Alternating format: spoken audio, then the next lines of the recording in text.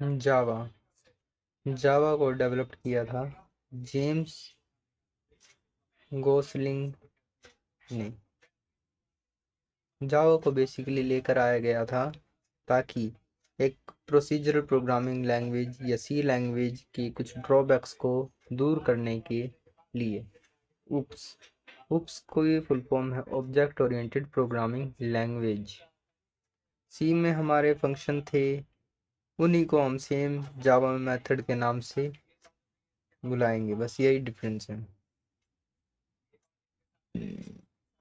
उप्स treat करता है data को एक important element in the program development and doesn't allow flow freely around the program.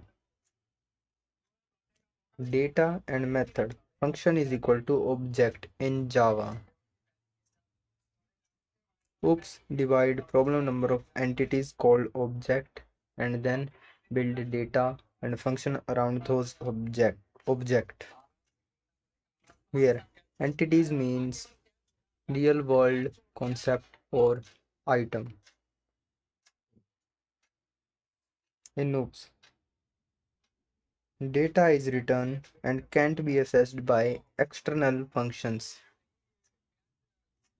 Data को लिख दिया है लेकिन उसे बाहरी कोई भी असेस नहीं कर सकता, एक्सटर्नल फंक्शन।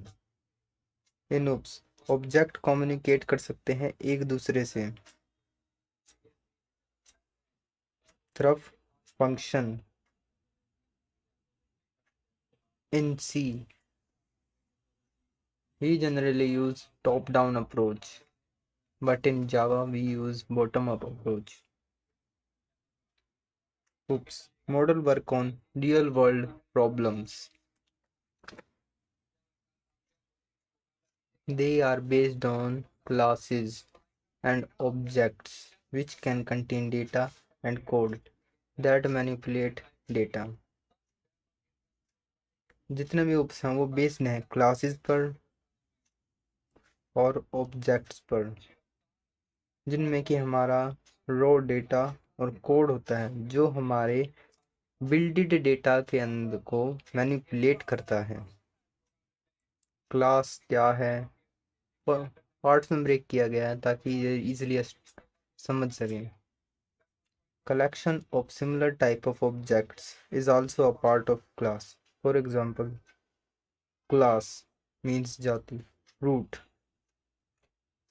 के जितने भी एग्जाम्पल हैं वो सारे ऑब्जेक्ट में कंसिडर किए जा सकते हैं। Another definition of class is a user defined data type that wrapped data and function into a single entity. Class में क्या कह रहा है, यूजर डिफाइंड, कि यूजर उसे समझ सके। जैसे ये पर्सन हमारा ऑब्जेक्ट है, इससे रिलेटेड डेटा और फंक्शन की एक सिंगल एंटिटी बनाई गई है। एज हमारी न्यूमेरिक वैल्यू होगी जो एक डेटा है, और सैलरी इसके जिसके भी आगे पैरेंथेसिस मिले वो हमारा फंक्शन या मेथड होता है। Concept of oops basically rely on 7 pillars. First one is class, second is object, third is abstraction, fourth is encapsulation, fifth is inheritance, sixth is method overriding, and seventh is polymorphism.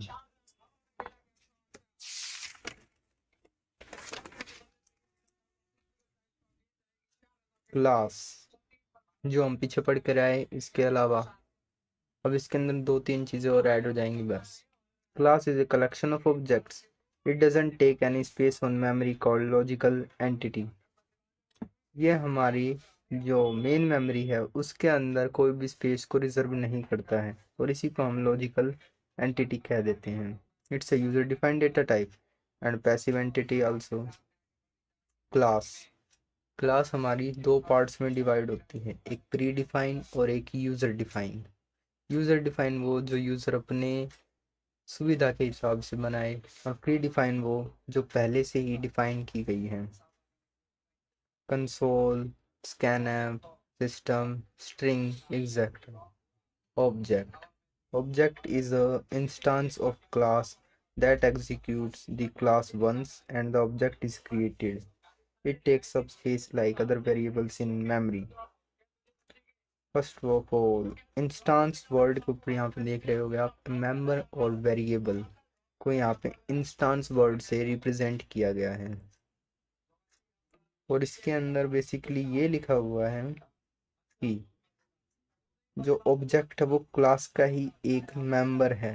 जब class को execute किया जाता है तो object हमारा बन जाता है और इसके बाद ये भी स्पेस रिजर्व करता है मेमोरी के अंदर दूसरे वेरिएबल्स की तरह। अब्स्ट्रैक्शन अब्स्ट्रैक्शंस मीन्स हाइडिंग, मतलब किसी चीज को छुपाना। Hiding internal details and showing functionality, internal details को छुपा दिया गया, बस जो चीज़ यूज़ की है उन्हें ही दिखाना। It acts of representing essential features without including the background details and even explanations. Next line भी यही सेम चीज़ कह रही है कि जितने भी ज़रूरत के फीचर हैं वही आपको दिखाए जाएंगे, उसके अलावा बैकग्राउंड की जितनी डिटेल्स हैं और उनको प्रोग्राम को एक्सप्लेन किया गया है वो सब आपको नहीं बताया जाएगा। For example making a call to anybody where a person knows about how to call but he doesn't know about what's the procedure behind this whole scenario. So the term comes abstraction. Encapsulation, encapsulation जब भी आप सुने तो आपके mind में ये रखना है capsule, medicine capsule. Binding or wrapping above data and method into a single unit is known as encapsulation.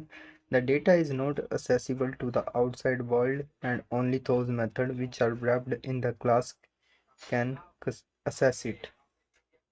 जो भी हमारा डेटा और मेथड है जिसे हम सिंगल यूनिट के रूप में ऐसे जानते हैं इनकैप्सुलेशन, उसको बांधा गया है एक दूसरे से या तो लपेट दिया गया है। द डेटा, और ये जो बांधा है लपेटा गया है इसे आप समझ सकते हो एक कैप्सूल या हमारी एक टॉफी।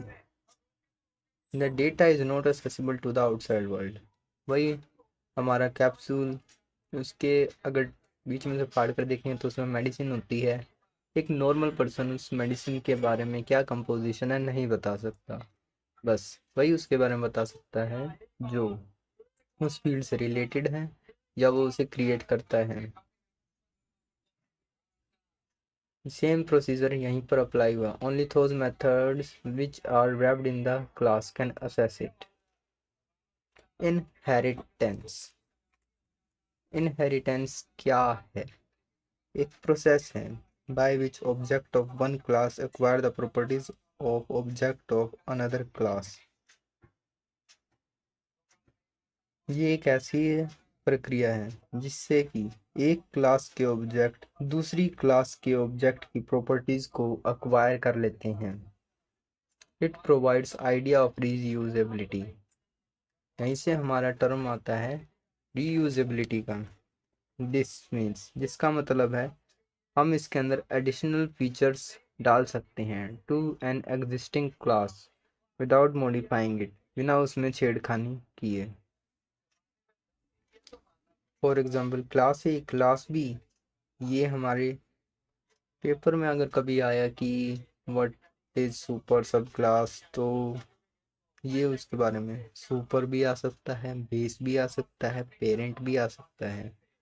तो ये तीनों इसके डिफरेंट नाम हैं और जो इसके इससे जो ड्राइव की गई क्लास है, सब class, drive class, child class, ये इसके डिफरेंट नाम हो सकते हैं।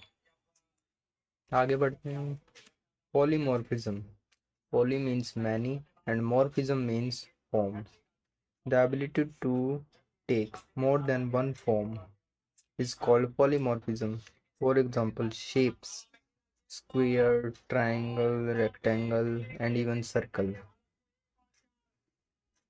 दूसरे एग्जाम्पल की बात करें तो a person at the same time can have different character like father, husband and an employee.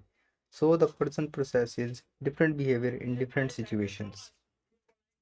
कहने का मतलब है एक इंसान एक वक्त पर उसमें डिफरेंट पर्सनालिटीज होती हैं।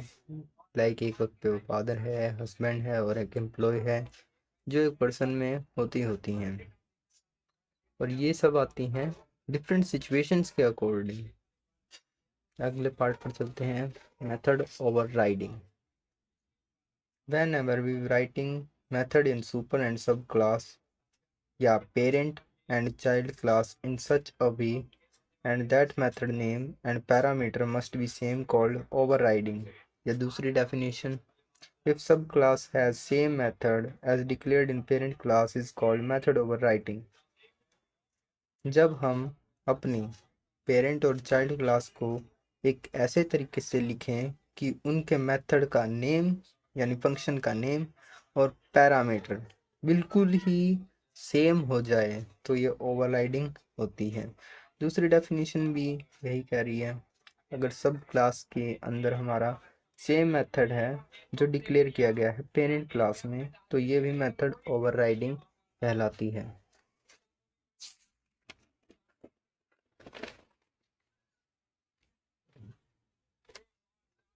क्लास ए curly brace start method void shape parenthesis। Parenthesis के अंदर जो भी आता है वो हमारा आर्ग्यूमेंट होता है। ये एक और कर्ली ब्रेसेस स्टार्टिंग एंडिंग, ये हमारी body. Another class B curly brace start same method name must be same, same name है। अब मान लीजिए ये बॉडी का यूज़ करना है तो इसे नेक्स्ट में पूरा लिखने की बजाय एक एक्सटेंड कीवर्ड का यूज़ करके हम इसे इसमें एक्सटेंड कर सकते हैं क्लास ए को बी में। जस्ट यही था। जितने भी नोट्स इसमें आपने देखे वो सारे बीसीए के हैं, एग्ज़ाम पीओबी से काफ़ी ज़्यादा इम्पोर्टेंट हैं। इन सभी को आप उतार सकते हैं और चैनल को सब्सक्राइब करें। बाय।